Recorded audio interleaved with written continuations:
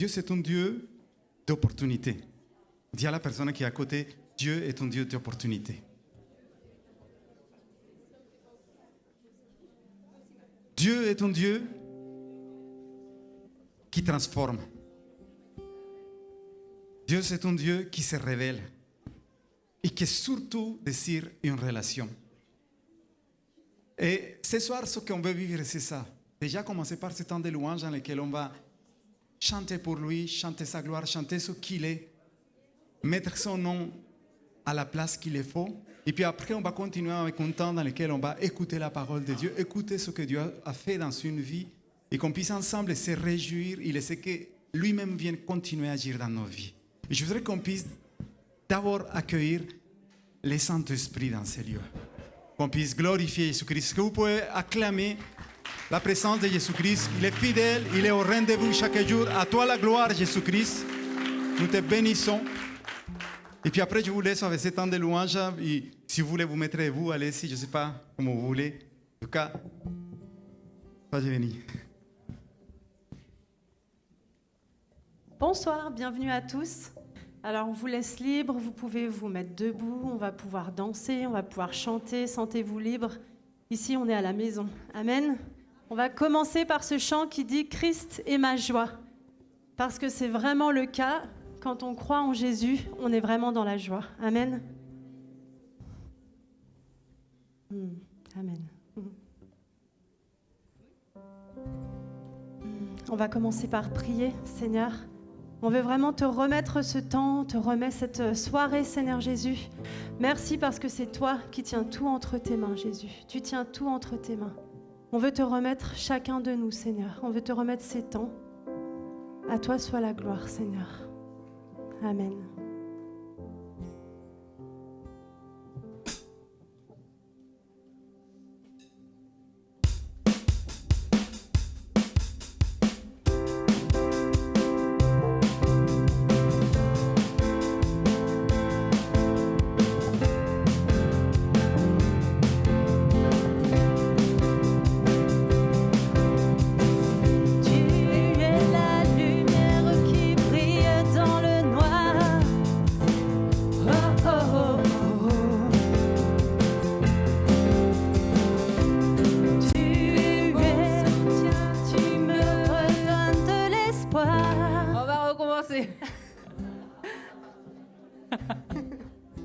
Ouais, ça arrive même. Ouais. Vous n'en voulez pas, hein? Allez, on recommence alors. C'est parti. Allez, on a besoin de soutien. Hey. Wouh!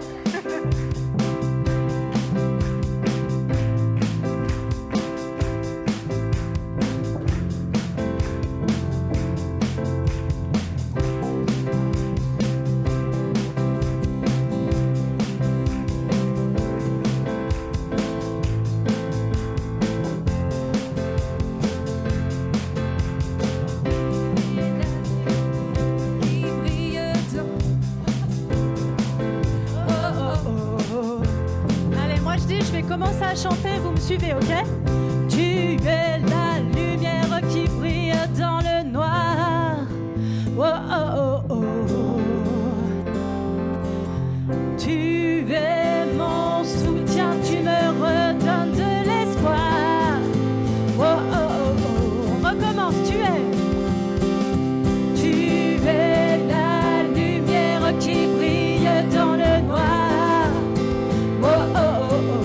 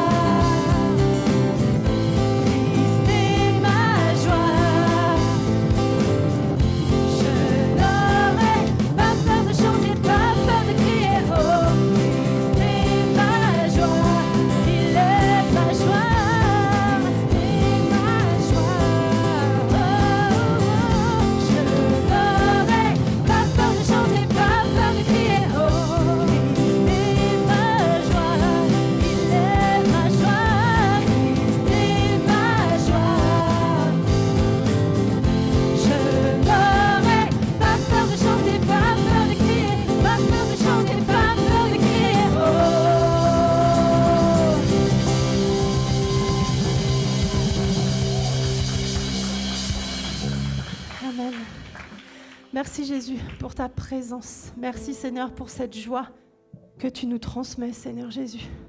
Cette joie qui est surnaturelle et qui vient de toi, Seigneur. On va proclamer, Seigneur, encore que tu es un Dieu sauveur, Seigneur. Amen. À toi soit la gloire, Jésus.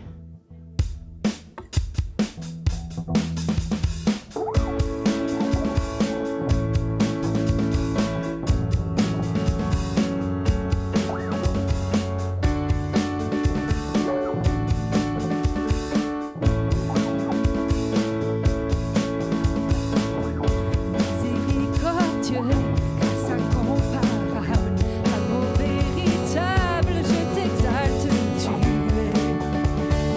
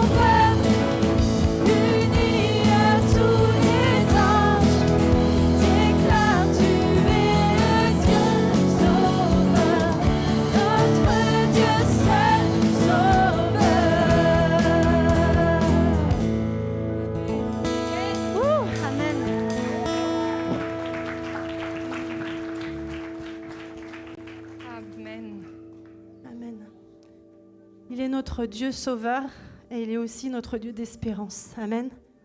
Et vraiment, je ressentais qu'il fallait parler d'espérance ce soir. Et dans la Bible, il y a des versets qui parlent de l'espérance. Dans Jérémie 17, 7, « Béni soit l'homme qui fait confiance à l'Éternel et qui place son espérance en lui. » Amen. Dans les psaumes 71, 5, « Car tu es mon espérance, Seigneur, Éternel, l'objet de ma confiance depuis ma jeunesse. » Encore dans les psaumes, psaume 62, 6, « Oui, mon âme, repose-toi sur Dieu, car c'est de lui que vient mon espérance. » Amen. C'est de lui que vient mon espérance. Alors on va le chanter.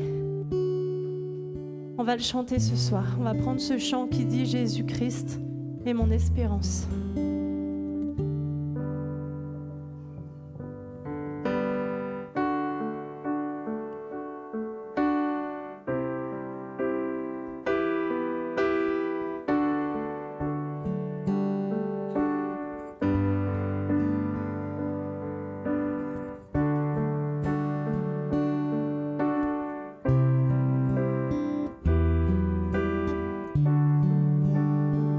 Je vois l'espérance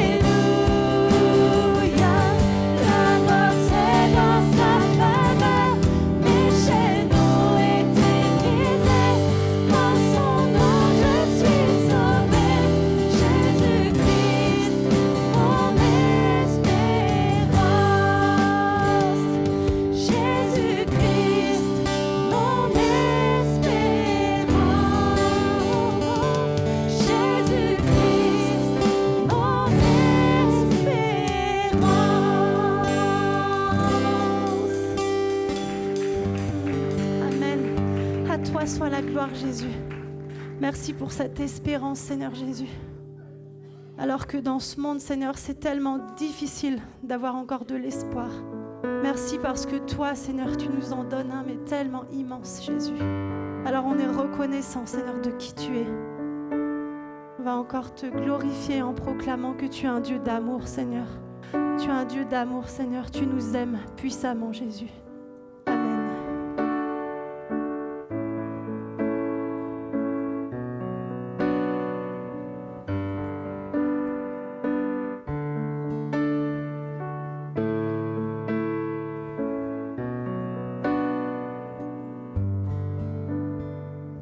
Quand s'effondre autour de moi mes rêves et mes espoirs, tu viens calmer mon âme. Quand l'échec a pris la place, je trouve en toi la grâce.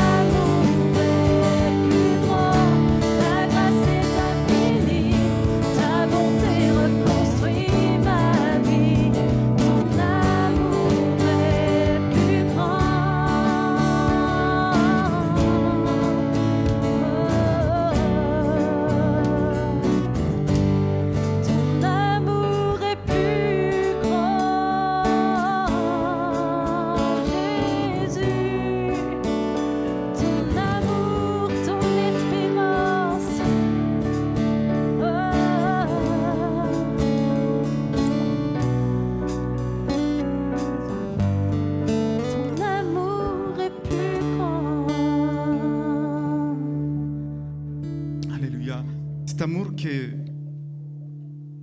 a fait produire en Jésus-Christ ce désir d'aller jusqu'à la croix.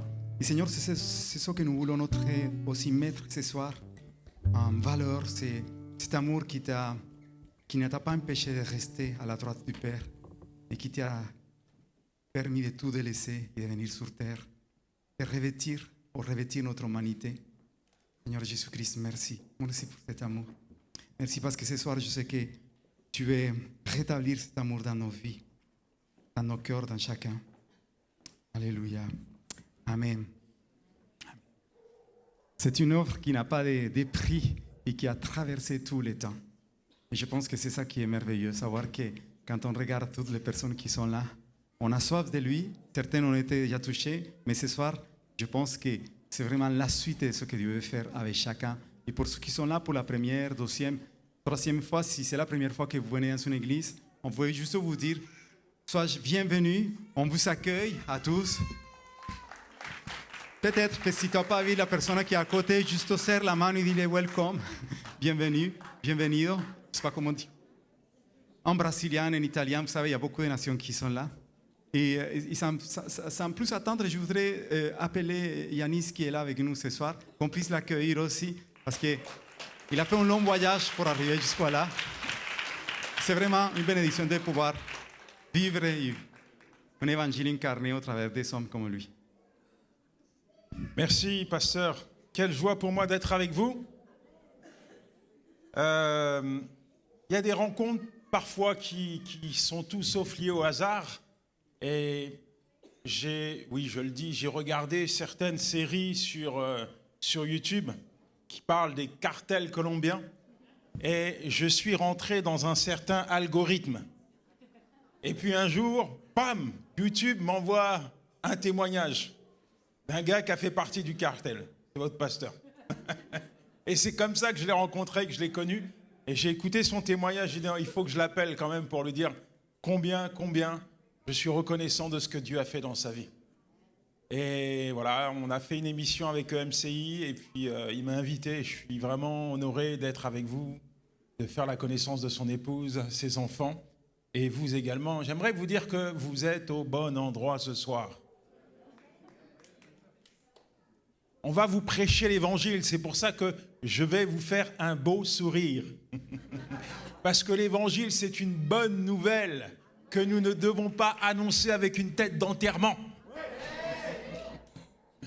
Et peut-être, au-delà de votre pasteur, il y a d'autres personnes qui ont rencontré le Seigneur. Peut-être que certains ont fait des expériences magnifiques. Et peut-être que tu es là ce soir pour la première fois et tu es juste venu parce que celui qui t'a invité t'a vendu un restaurant à la fin. Hein, il t'a dit, t'inquiète pas, viens, après on ira au resto. C'est moi qui t'invite. Alors tu es venu, tu ne sais pas pourquoi tu es là, tu n'as pas envie d'être là, mais tu es là. Mais en fait, je vais te dire quelque chose. Tu n'es pas là par hasard. Tu as été convoqué par ton Créateur. Et quand Dieu te convoque dans sa présence, ce n'est jamais pour rien. Il se passe toujours quelque chose de beau, de merveilleux, de glorieux dans la présence de Dieu.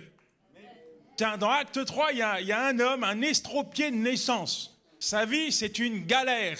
Il mendie tous les jours devant le temple. Et un matin, il est positionné et il fait l'aumône. Il se dit certainement que les gens vont me donner quelques pièces. Et là, tout à coup, il y a Pierre et Jean qui se rendent au temple. J'étais pas né à l'époque, mais certainement que dans son cœur, il a dû se dire « Chouette, voilà quelqu'un qui s'intéresse à moi » parce que tout de suite, Pierre a fixé les yeux sur lui. Il a dû se dire « Chouette, voilà quelqu'un qui va me donner un peu d'argent pour que je puisse m'acheter un sandwich grec ce midi. » Pierre va lui dire « Je n'ai pas d'argent. » Et là, il a dû être déçu. Mais la suite arrive. Ce que j'ai, je te le donne. Ce que j'ai de plus cher et de plus précieux, je te le donne. Lève-toi au nom de Jésus. Et la Bible dit que tout à coup, cet homme se leva d'un bond. Ce que cet homme ignorait lorsqu'il s'est positionné devant le temple, c'est que c'était son dernier jour de mendicité, qu'il allait être au bénéfice du miraculeux de Dieu.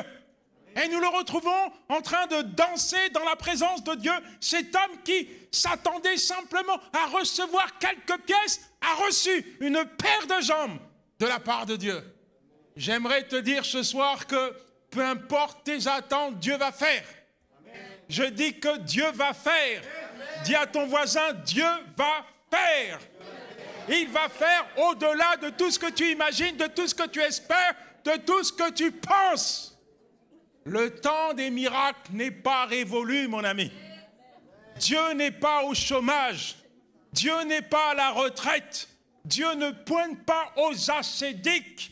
Dieu est le même hier, aujourd'hui et éternellement. Et ce qu'il a accompli hier, il peut l'accomplir ce soir dans ta vie.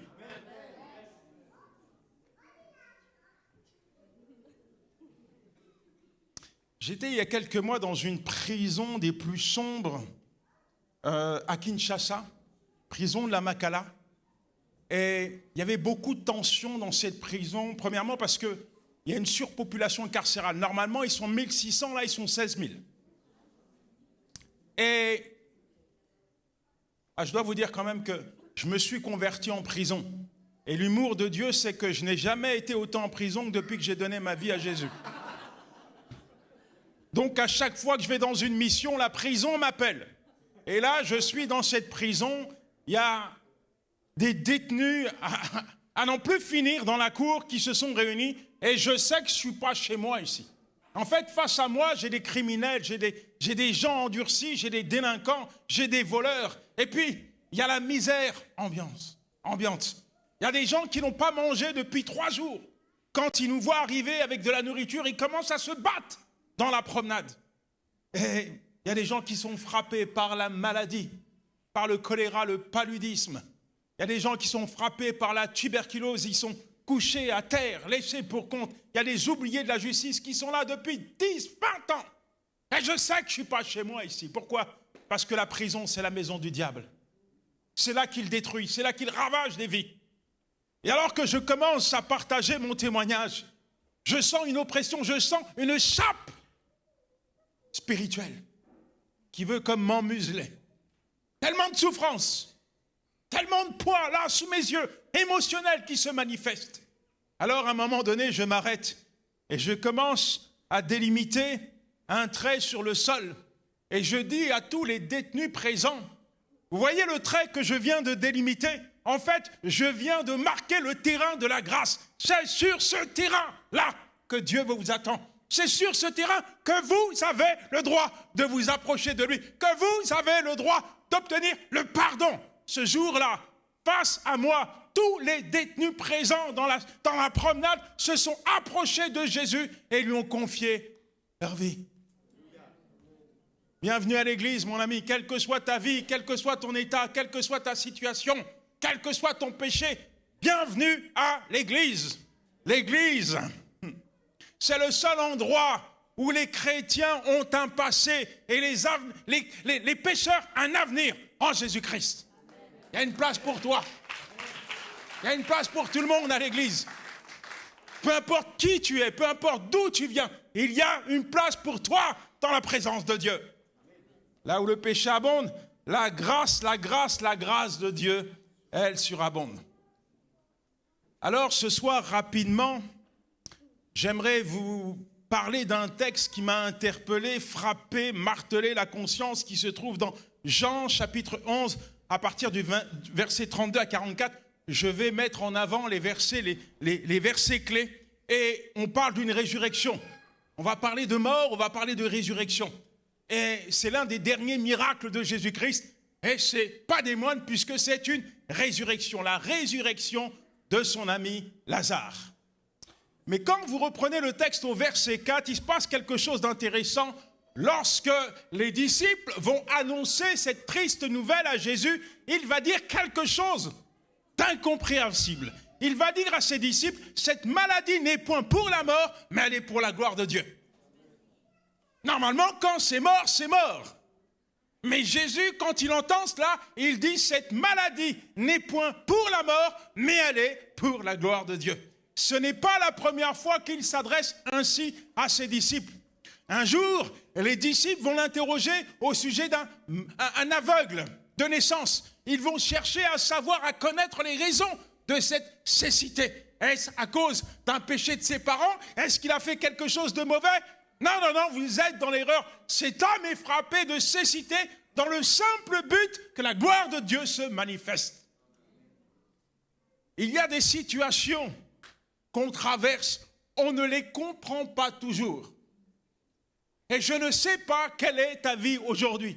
Peut-être que tu traverses le couloir de la maladie, de l'épreuve, de la douleur, de la souffrance. Peut-être qu'il y a quelque chose qui t'a comme cassé, démoli, brisé en deux.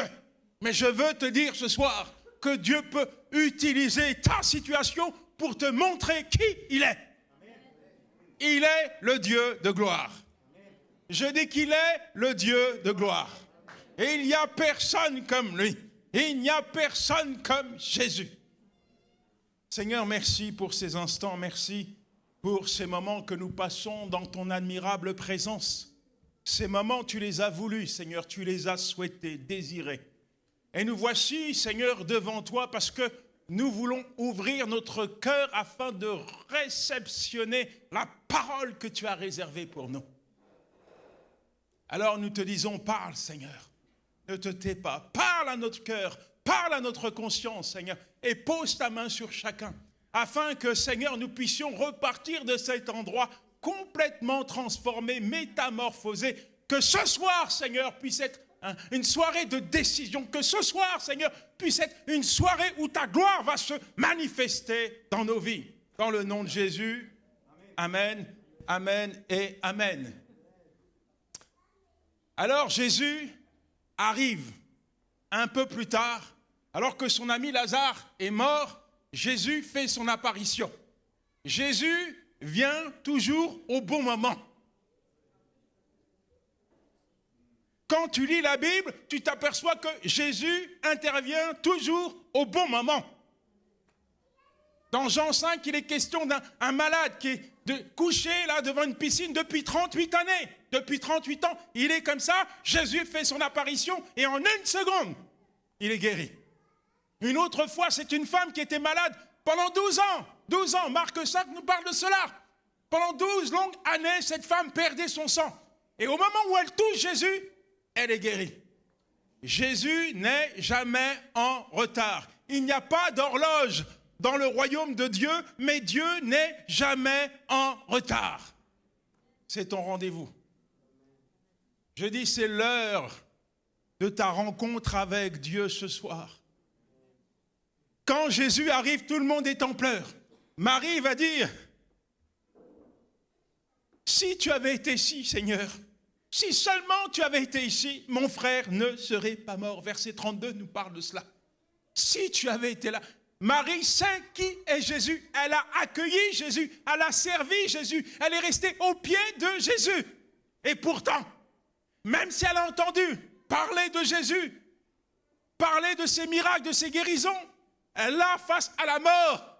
Elle remet en question la puissance de Jésus. Si tu avais été ici, mon frère ne serait pas mort. Oui, mais il est là. Et la vérité, c'est que personne ne meurt devant le prince de la vie. C'est lui qui donne la vie. Et peut-être que toi, aujourd'hui, tu vois, ta situation est tellement compliquée que tu vis finalement avec des si. Si, Seigneur, tu avais entendu mes prières, je ne serais pas dans cet état. Si, Seigneur, tu répondais à mes prières, mon foyer, mon mariage, mes enfants ne seraient pas perdus. Si, Seigneur, tu prêtais attention à moi, je ne serais pas malade. Si, Seigneur, tu prêtais attention à ma vie, je ne serais pas lié, cadenassé, verrouillé par le péché.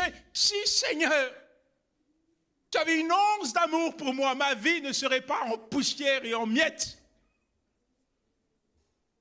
Si seulement. J'aimerais te dire que la foi du si seulement prépare un enterrement et non une résurrection. J'ai dit, j'aimerais te dire ce soir que la foi du si seulement prépare un enterrement et non une résurrection. Il y a le manuel de la vie, la Bible, que Dieu a mis entre tes mains. La Bible est la parole de Dieu. La Bible, ce n'est pas une parole qui est morte, c'est une parole qui est vivante. Et quand tu traverses des situations compliquées, arrête de te poser des questions qui sont en dehors de la Bible. Arrête de croire que Dieu n'est pas capable d'agir. Arrête de conditionner l'action de Dieu dans ta vie avec des si. La vérité, c'est que peu importe la situation que tu vis, il te faut il est écrit. Face à la maladie, il est écrit qu'il est celui qui me guérit. Quand tu es lié par le péché, il est écrit qu'il est celui qui me libère. Quand ton foyer est matraqué par l'enfer, il est celui qui construit ma maison. Quand ton cœur est brisé, il est celui qui guérit mon cœur. Peu importe ce que tu vis, il est écrit dans la parole de Dieu. Et il faut la vivre. La mort. Aujourd'hui, nous vivons dans un monde qui a des allures de cimetière à ciel ouvert. Les gens sont morts quoique vivants. Parfois même dans l'église, on se demande où est la vie. Il y a des gens qui viennent à l'église et qui portent des masques parce qu'ils sont détruits intérieurement. Ils se meurent à petit feu. Et puis, il y a le diable qui ravage les vies, qui détruit. Je ne suis pas là pour lui faire de la publicité, je suis ici pour dénoncer ses œuvres. Le diable est mauvais. Mais la Bible dit également que dans les derniers temps, on appellera la lumière les ténèbres, le bien le mal. Et nous voyons qu'il n'y a plus de valeur, toutes les valeurs explosent au sein de ce monde. Parfois, sans repère, on perd nos repères. Même à l'aube d'une vie, on pense en avoir fini avec notre vie. Merci.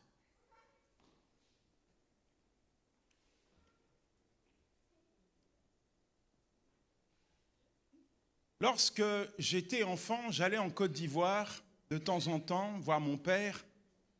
Et à l'âge de 9 ans, la première fois que je mets les pieds en Afrique, en Côte d'Ivoire, moi je regardais une série qui s'appelait Tarzan, peut-être que vous connaissez. Je me disais, la Côte d'Ivoire c'est la jungle, c'est l'Afrique quoi. Je veux voir des lions, je veux voir des éléphants, peut-être même Tarzan il va passer quoi.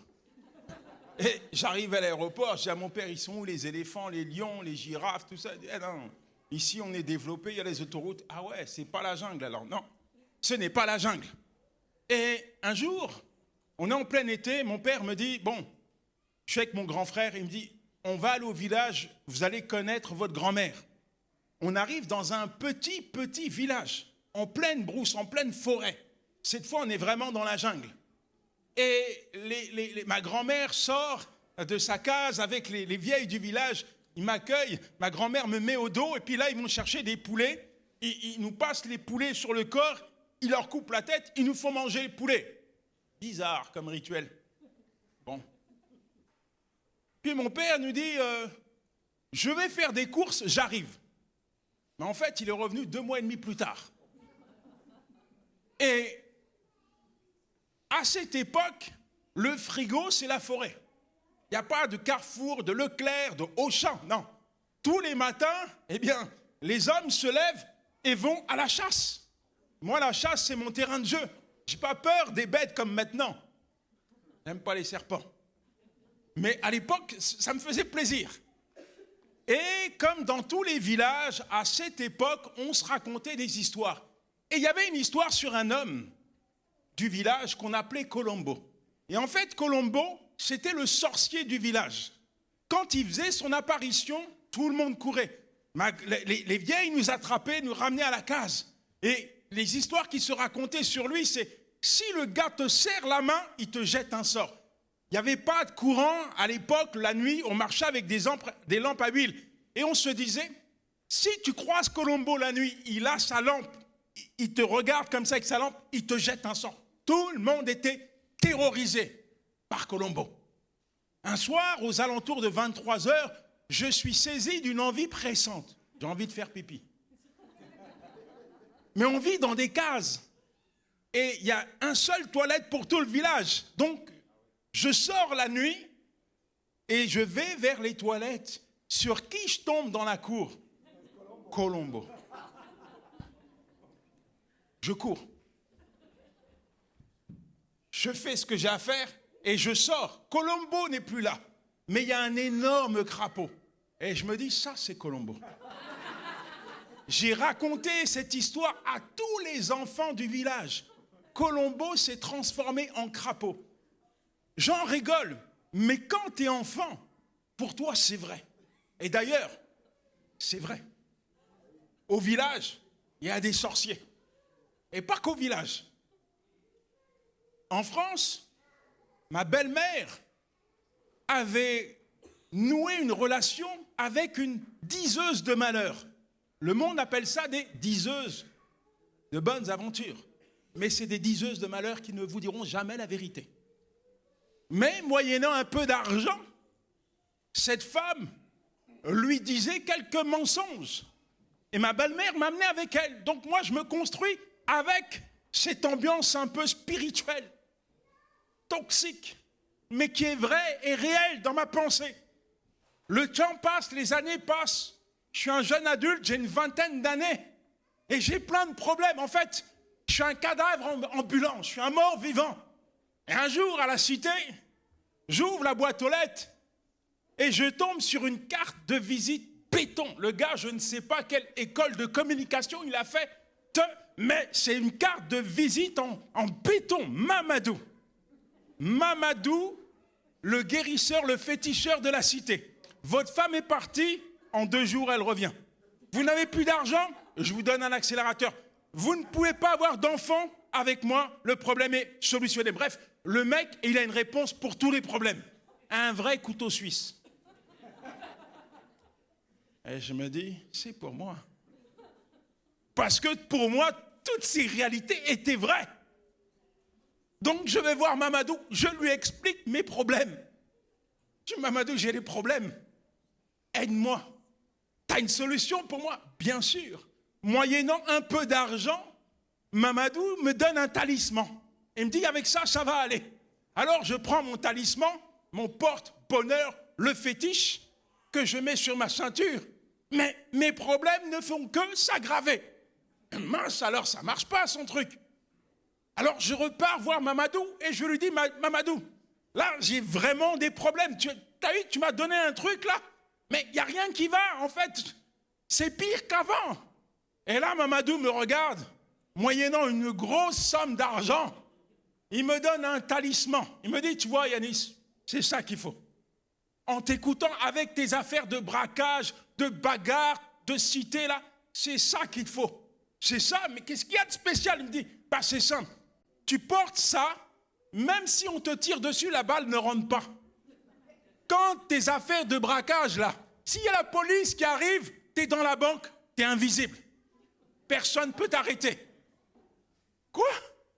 C'est vrai, Mamadou? Ok, donne-le-moi. Je marche avec mon talisman. Tu sais quoi?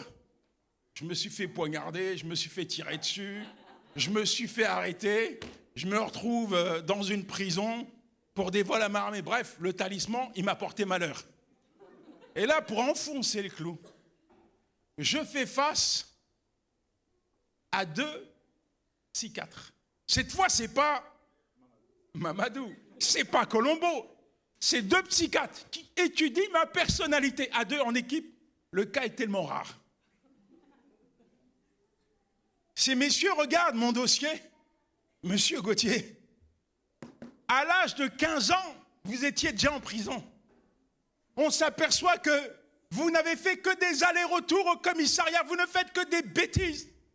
Et là, vous êtes là pour des vols à main armée. Vous encourez une peine de 20 ans. Monsieur, quand on parle avec vous, vous ne parlez pas, vous ne riez pas, vous ne communiquez pas. Monsieur, vous êtes mort. Intérieurement, vous êtes mort. Comme Lazare. On me met dans une grotte. Psychique, spirituelle. On me verrouille, on m'enferme et on me laisse croire que mon avenir va se dessiner dans une cellule, que je vais rester 20 années dans une prison, que je suis un mort vivant, irrécupérable. Mais,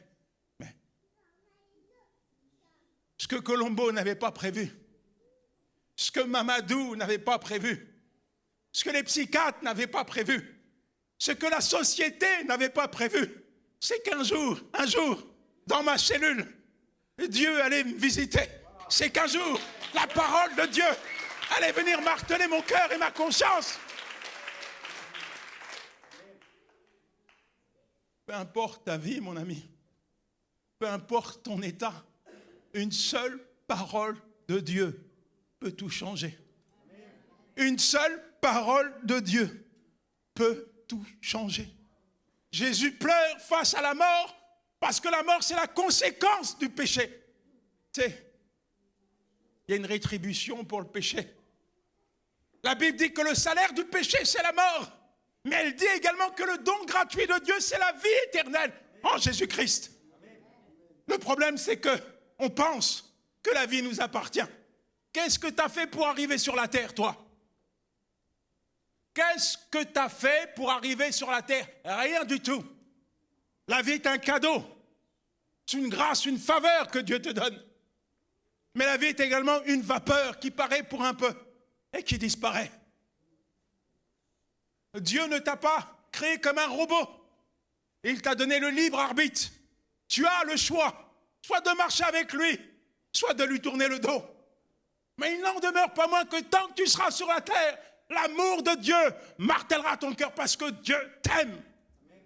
La Bible dit que Dieu a tant aimé le monde qu'il a donné son Fils unique afin que quiconque croit en lui ne périsse point, mais ait la vie éternelle. Jean 3,16. C'est ça la vérité. C'est ça la vérité. Dieu t'aime. Quel que soit ton état, quelle que soit ta nationalité, quel que soit ton péché, Dieu t'aime. Il haït le péché, mais il aime le pécheur. Et Jésus pleure parce qu'il voit les conséquences du péché. Et voici Marthe, verset 38. Jésus demandera, « Où avez-vous mis Lazare ?» Marthe entre en scène. C'est pas la peine. C'est mort. C'est fini. Il sent déjà. Ça fait 4 jours qu'il est mort. Ça fait 4 jours. Peut-être que ça fait des années que les gens ne te reconnaissent plus. Ça fait des années que tu es enfermé dans une grotte, dans un sépulcre psychologique où tu ne crois plus en rien, où tu as l'impression de n'être plus rien. Quand tu te regardes dans la glace, ton visage est en poussière, en miettes, tu n'arrives plus à te reconnaître. Les gens qui t'ont connu hier te ne reconnaissent plus aujourd'hui. Tu as perdu le contrôle. Tu as perdu le contrôle. C'est plus toi qui contrôle ta vie, c'est le péché qui domine, qui te contrôle. Tu es comme asservi. Psaume 88, il est dit, je suis séquestré, je ne puis m'évader. C'est ça la vérité, je suis séquestré, je suis enfermé, je suis verrouillé, barricadé, j'ai envie, mais je n'ai pas la force de m'évader. J'ai quand même une bonne nouvelle pour toi. La Bible dit dans Luc 4, verset 18, que Jésus-Christ est venu libérer les captifs. Jésus n'est pas venu à ta rencontre pour faire de toi un esclave, mais pour te libérer. Donner ta vie à Jésus, ce n'est pas adhérer à une religion et à un tas de dogmes, non. C'est entrer dans une nouvelle relation, dans une nouvelle communion avec Dieu. Dieu n'est pas dans la religion, il est dans la relation. Je dis que Dieu n'est pas dans la religion, mais dans la communion. Ça fait combien de jours, ça fait combien d'années que tu te bats, que tu luttes, que tu n'en peux plus? Ça fait combien d'années que tu meurs à petit feu? Peut-être même que tu as mis un point à ton avenir, un point à ton futur. Tu te dis jamais, jamais je vais m'en sortir. Jamais je vais m'en sortir. Mais je connais ça, moi. Je ne parle pas forcément à ceux qui sont là pour la première fois. Je parle également aux chrétiens. Je connais ce sentiment d'impuissance. où tu es là comme attaché par le péché. Tu n'as pas envie de pécher, mais tu es contraint, tu es forcé à pécher. Ma mère était alcoolique, mon père était alcoolique. Et pour les médecins, forcément, j'allais devenir alcoolique. L'âge de 14-15 ans, j'ouvrais mes premières canettes de bière. Après, je me suis enlisé doucement mais profondément dans la bouteille. Quand je rentrais dans un bar, les bouteilles se mettaient à trembler. Elles avaient peur de moi. Jamais une bouteille ne m'a couché, c'est toujours moi qui l'ai terminé. Peu importe où j'allais, les bouteilles couraient. Quand j'ai donné ma vie à Jésus, il y a des choses que je ne comprenais pas. Je luttais avec mes propres forces. Et la vérité, c'est que j'avais mis un pied dans l'église et pour moi, c'était suffisant. Oui, j'avais goûté à l'amour de Dieu, mais je ne voulais pas forcément aller à l'église. J'avais une vie rangée, je travaillais, je m'occupais de ma famille. Je n'avais pas franchement une relation avec Dieu. Je n'avais pas compris à quel point Dieu voulait établir une communion personnelle avec moi. Alors, la semaine, je vivais pour moi et le dimanche, de temps en temps, j'allais à l'église. Pour moi, c'était suffisant. Mais le péché me contrôlait. Le soir, j'avais envie de boire. Le vendredi, le samedi, le dimanche, le lundi, le mardi, le mercredi, le jeudi, le vendredi, le samedi, le dimanche. Et ma femme a trouvé une solution. Parce que ma femme, c'est une femme de prière. Et elle a dit, elle savait que seul Dieu était capable de me libérer et j'avais besoin d'expérimenter la puissance de Dieu. Alors elle a instauré une cellule de prière à la maison. Oui, mais le problème, c'est que moi, je sors de prison. Alors le mot cellule me rebute. Comment une cellule de prière à la maison? Il y a quelque chose qui ne va pas dans ta communication. Alors, c'était tous les soirs. Et pour moi, c'était une excuse pour ne pas rentrer à la maison. Ouais. Quand j'arrivais, je finissais à 18h, je collais mon oreille à l'appartement. Si j'entendais que ma femme était en train de m'attendre dans la louange et l'adoration, je bifurquais. Direction Mohamed l'épicier. Une petite bière pour faire passer le calvaire. Eh, sans jeu de mots, c'est pas une blague. La bière que je choisissais, c'était ma bière préférée. La bière du démon. 12% de plaisir diabolique. Il y a marqué ça sur cette bière. Une torture. 12% de plaisir diabolique. Claque 1, claque 2, claque 3, claque 4, 5, 600 en semaine, j'arrête à la 7e. Je rentre à la maison avec ma bière. Ma femme m'attend, je vais avoir le droit à mon petit sermon et je vais poser cette bière face à elle. Bière du démon, qu'est-ce que tu as à dire? Rien à dire. Dieu peut changer ta vie, non. La paix que je veux, il n'y a que la bière qui peut me la donner. Il n'y a que la bière qui peut colmater mes souffrances. J'étais un écorché, une épave, un mort-vivant. Cette femme, rien à faire. Tu ne peux pas l'empêcher d'invoquer son Dieu. Alors, le matin, il y avait une foi qui l'a poussée. Tu sais, tu rentrais dans ma chambre, n'allume pas une cigarette ou une allumette. Ça prend feu, tellement il y a des vapeurs d'alcool. Elle venait, elle posait sa main sur ma cuisse et elle levait l'autre vers Dieu. Seigneur, libère mon mari. Fais de lui un père, Seigneur. Fais de lui un bon mari, Seigneur. La dernière requête était imprégnée de foi. Fais de lui un pasteur. Ça a marché, non?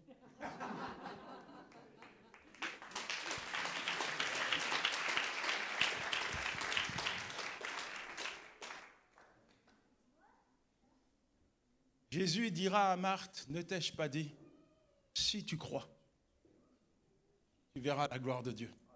Il n'a pas dit, donne ton argent, roule-toi par terre, fais 15 tours du temple, fais des bons. Il lui dit, si tu crois, tu verras la gloire de Dieu. Si tu crois, est-ce que tu peux répéter après moi, je crois. La foi est le détonateur de la gloire de Dieu. La foi est le détonateur du miraculeux de Dieu. Jésus dit, si tu crois, tu verras la gloire de Dieu. Mais il est vrai que nous sommes tellement rationnels que parfois nous remettons en question la puissance de Dieu. Il y a un homme qui est né sans bras et sans jambes, qui a dit ceci: moi, je garde toujours une paire de chaussures dans mon armoire parce que je crois que Dieu, à chaque instant, est capable de faire un miracle. Est-ce que tu crois? Ça fait peut-être des années que tu viens à l'église, mais est-ce que tu crois? Est-ce que tu crois en la parole qui est annoncée? Est-ce que tu crois que Dieu est capable de faire, d'accomplir ce qu'il dit au travers de cette parole? Est-ce que tu crois? Est-ce que tu crois en la bonté et en la fidélité de Dieu? Est-ce que tu crois en lui?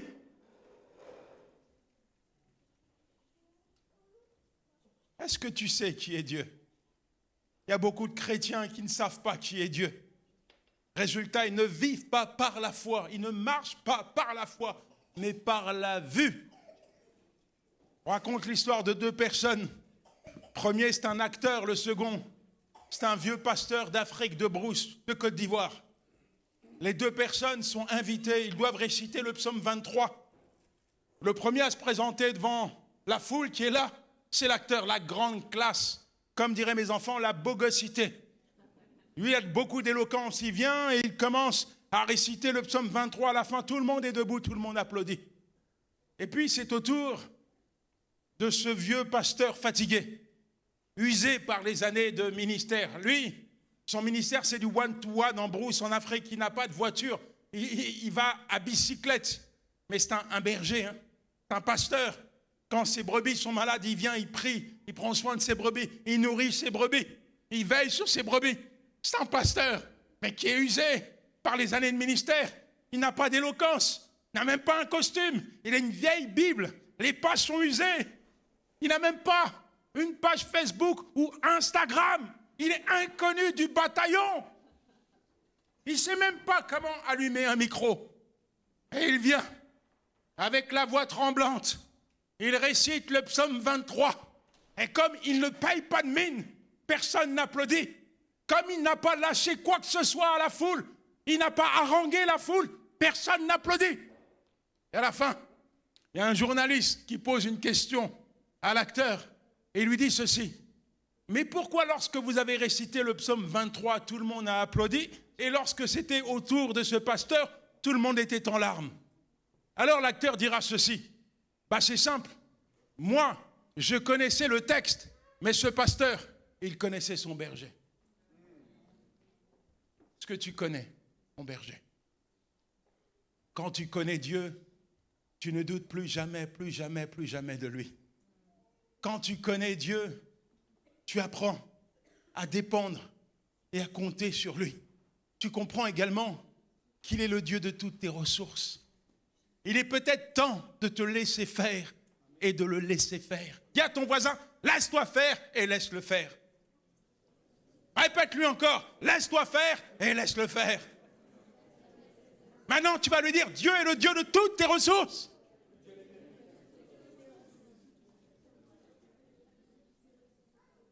Jésus, sur terre, était en communion avec son Père. Il adresse une prière. Il adresse une prière à Dieu Père. Je prie, je sais déjà ce que tu vas faire, mais je prie pour tous ceux qui m'entourent là, afin qu'ils voient et qu'ils croient que c'est toi qui m'as envoyé. Jésus connaît déjà la réponse avant d'avoir invoqué son Père. Parfois, il y a des chrétiens qui prient alors que Dieu leur a déjà donné la réponse dans la Bible. C'est paradoxal. Une parole, pas tout un discours, une parole. Lazare, sors! Et le mort se réveilla. Et nous retrouvons Lazare réveillé, debout. Et Jésus dira, déliez-le et laissez-le partir. quand Dieu commence un travail, il l'achève toujours. Quand je vois votre pasteur, je me dis, mais c'est pas pensable. Comment un homme comme ça, avec un passif pareil, n'est pas encore en prison? C'est la grâce de Dieu.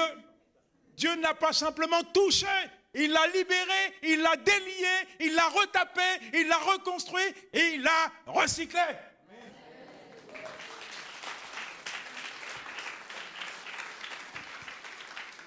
Et c'est ça la vérité.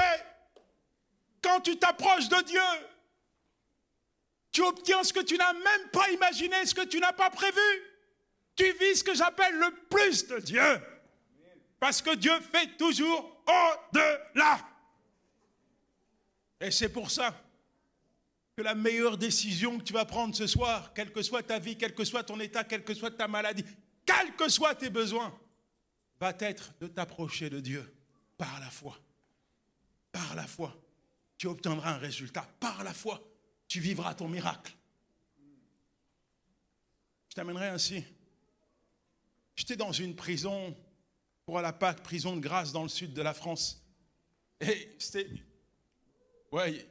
particulier parce que d'un côté, il y avait les gitans, au milieu, les blancs, et de l'autre côté, les blacks. Et je réfléchis toujours parce que je me dis, bon, pas leur dire que j'ai fait des braquages, ils connaissent la musique, la chanson comme moi. C'est vraiment pas ce terrain sur lequel il faut aller. Mais je compte aussi sur Dieu parce que souvent j'ai de l'inspiration.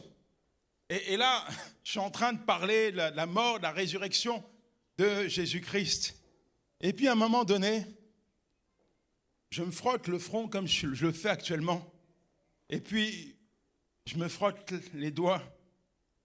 L'inspiration est là, sous mes yeux. C'est ma main. Je commence à dire aux détenus, je ne sais pas pour vous, moi, quand j'étais en cellule, en prison, j'arrêtais pas de me laver les mains. Je lavais les mains tout le temps. Elles étaient propres, mais dans ma tête, elles étaient sales. Vous savez, c'est comme quelqu'un qui a été violé. Le premier réflexe, c'est d'aller se laver. Sans sale. Et moi, quand je voyais mes mains, en fait, je voyais des armes. Mes mains, c'était des armes. Je leur dis, j'arrêtais pas de me laver les mains parce que, pour moi, mes mains étaient sales. Avec ces mains, j'ai volé. Avec ses mains, je me suis drogué. Avec ses mains, j'ai voulu me suicider, je me suis taillé les veines. Avec ses mains, j'ai frappé. Avec ses mains, j'ai rejeté ceux qui m'aimaient. Avec ses mains, j'ai rejeté mes enfants, repoussé ma femme. Avec ses mains. Alors quand je voyais ses mains dans ma cellule, je me sentais tellement sale. Et je conclus en leur disant, si tu étais venu me voir en prison pour me dire qu'avec les mêmes mains, après avoir confié ma vie à Jésus, j'allais porter une alliance qui représente 27 années de mariage, qu'avec ces mêmes mains, j'allais porter mes 6 enfants, qu'avec ces mêmes mains, j'allais baptiser mes 6 enfants, qu'avec ces mêmes mains, j'allais marier mon fils, qu'avec ces mêmes mains, j'allais porter mes 2 petits-enfants, qu'avec cette même main, j'allais porter une Bible à la place d'une arme. Je t'aurais dit, t'es un menteur. T'es un menteur. Et pourtant, le jour où j'ai saisi la main de Dieu, tout a changé.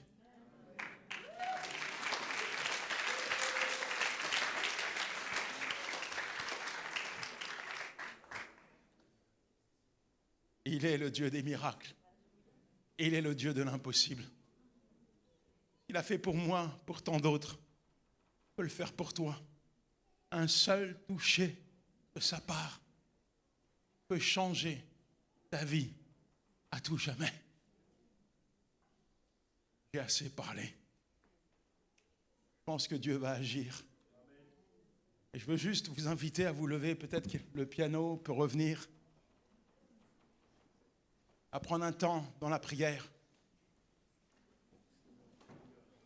Levons-nous dans la présence de Dieu, respectueusement.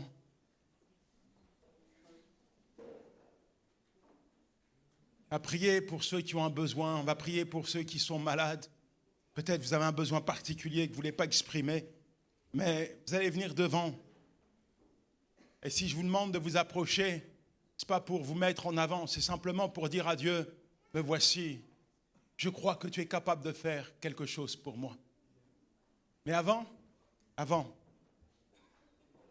tout cela n'a de sens pour vous que si vous avez pris la décision de confier votre vie à Jésus. Alors ce soir, peut-être, tu es là, tu as entendu le message de l'Évangile. Peut-être que ta vie est cabossée comme ma vie antérieure. Peut-être que tu prends conscience que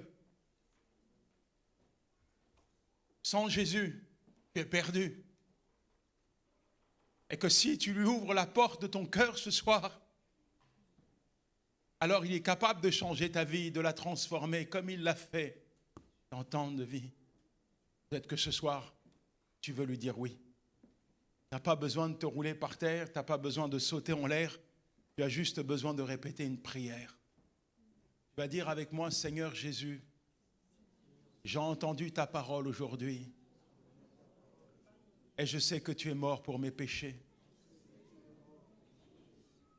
En ce jour, je me repens de mes fautes et je t'accepte comme mon Seigneur et mon Sauveur. Prends ma vie, Seigneur, et qu'à partir d'aujourd'hui, ta volonté puisse s'accomplir pleinement au sein de ma vie. Amen. J'aimerais inviter ceux et celles qui ont besoin de prière rapidement. Je sais que le temps passe, mais on va prier maintenant. Quels que soient vos besoins, comme je l'ai dit, approchez-vous de Dieu par la foi et vivez votre miracle. Le Seigneur vous appelle, le Seigneur vous attend. Le Seigneur veut te voir devant lui. Venez, venez, venez devant. Seigneur, merci pour ces personnes qui viennent devant toi. Que le Dieu des miracles, Seigneur, tu es le Dieu des